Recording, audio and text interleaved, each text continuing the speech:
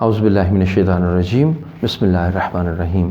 وبہ نستعین انہ خیر الناصر و معین۔ ناظرین محترم، جیسا کہ آپ کے علم ہے کہ اس وقت پوری دنیا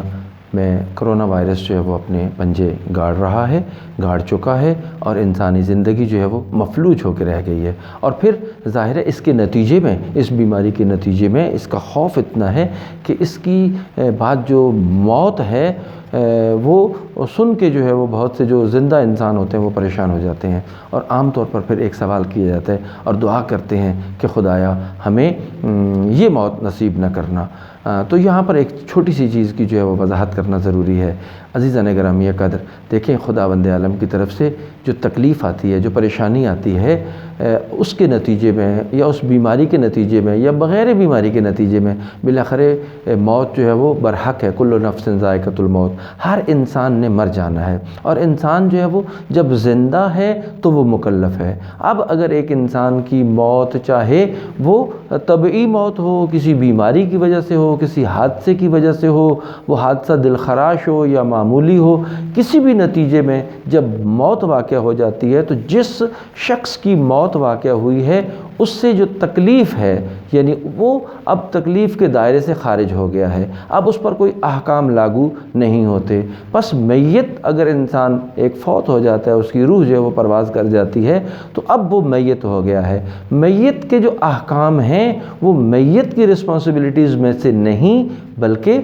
زندوں کی ذمہ داری ہے۔ لہٰذا آپ جو ہے میت کو غسل دینا، میت کو کفن دینا، میت کو قبر میں جو ہے وہ دفن کرنا، اس کے بعد ایصال ثواب کے کام کرنا، یہ ساری چیزیں ان کا تعلق جو ہے وہ ان کے بعد والے مسلمانوں کے لیے، بعد والے انسانوں کے لیے، یہ ان کی ذمہ داری ہے، چاہے کسی بھی دین کا ہو۔ جو مر جاتا ہے پھر جو بعد میں انسان زندہ ہوتے ہیں وہ اس کے ساتھ وہ سلوک کرتے ہیں کہ جس دین کو وہ فالو کر رہے ہوتے ہیں اس کے مطابق جو ہے وہ اس پر عمل کیا جاتا ہے۔ لہٰذا جو بندہ فوت ہو گیا ہے اس کو خدا نخواستہ جو اس مرض میں فوت ہوا ہے تو انسان جو ہے وہ یہ کہے کہ یہ اس پر بڑا عذاب نازل ہوا، یہ ہوا وہ ہوا، ایسی کوئی بات نہیں ہے۔ اور اگر ہم جو ہے وہ اس میت کو کسی وجہ سے حالات و واقعات کی روشنی میں اگر ہم اس کو غسل نہ دے سکتے ہوں تو اس کے متبادل احکام بھی موجود ہیں۔ یہاں پر میں اسلامی جمہوریہ ایران جو ہے وہاں پہ علماء کے کردار کا ذکر کرنا چاہوں گا کہ وہاں پر ظاہر ہے کہ 2000 سے زیادہ افراد جو ہیں وہ اس مرض کے نتیجے میں فوت ہو چکے ہیں، اور ظاہر ہے کہ ان کی تجہیز و تکفین واجب کفائی ہے۔ چند علماء نے اپنے ذمے لیا اور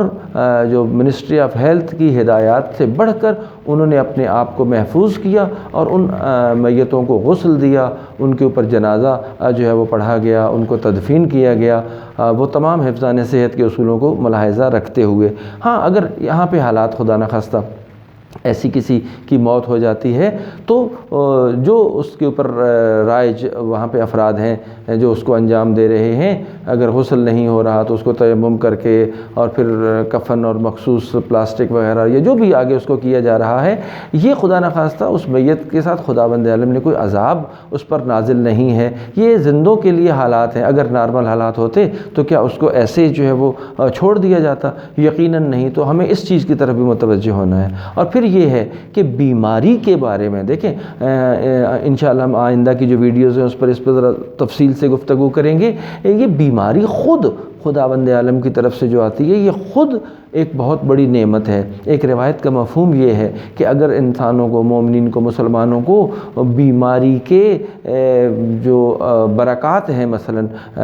اگر اس کا علم ہو جائے تو شاید کوئی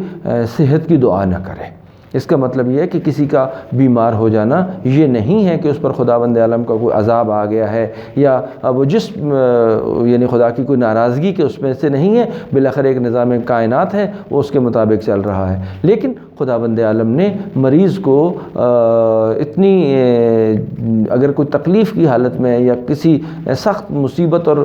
پریشانی کے اندر رہ رہا ہے تو خداوند عالم یقیناً روایات میں ملتا ہے اس کا ازالہ کرتا ہے، اس کی تکالیف جو ہے وہ اگلی دنیا۔ ہمارا ایمان ہے بحیثیت مومن، بحیثیت مسلمان کہ ہم مرنے کے بعد ہمارا ایک نیا تولد ہوتا ہے، ایک نئی زندگی، ایک نئے عالم میں ہم نے جانا ہے، تو وہاں کے عالم کی بہت سی سختیاں جو ہے وہ اگر اسی دنیا میں حساب ہو جائیں تو یہ بھی روایات میں ملتا ہے کہ وہ سختیاں اگر یہاں پہ برداشت ہوں تو آگے کی جو سختیاں وہ کم ہو جاتی ہیں۔ بس ہمیں کوشش کرنا چاہیے کہ اس موت کو یا اس مصیبت کو یا اس مرض کو اس سے اتنا زیادہ خوف زدہ نہیں ہونا چاہیے کہ اپنے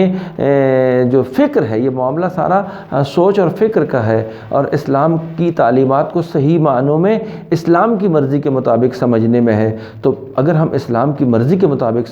سمجھ رہے ہوں گے تو پھر ہم کبھی بھی کسی شخص کو جو مصیبت میں ہے، تکلیف میں ہے، پریشانی میں ہے، تو ایسا نہیں کہیں گے کہ خدا نخواستہ خدا اس سے ناراض ہے۔ بس دعا کرتے ہیں کہ پروردگار ہمیں ایک صحت مند زندگی اور با ایمان موت جو ہے وہ اس ایمان کے ساتھ اس دنیا سے جانے کی توفیق عطا فرمائے۔ وآخر دعوانا ان الحمد للہ رب العالمین، والسلام علیکم ورحمۃ اللہ وبرکاتہ۔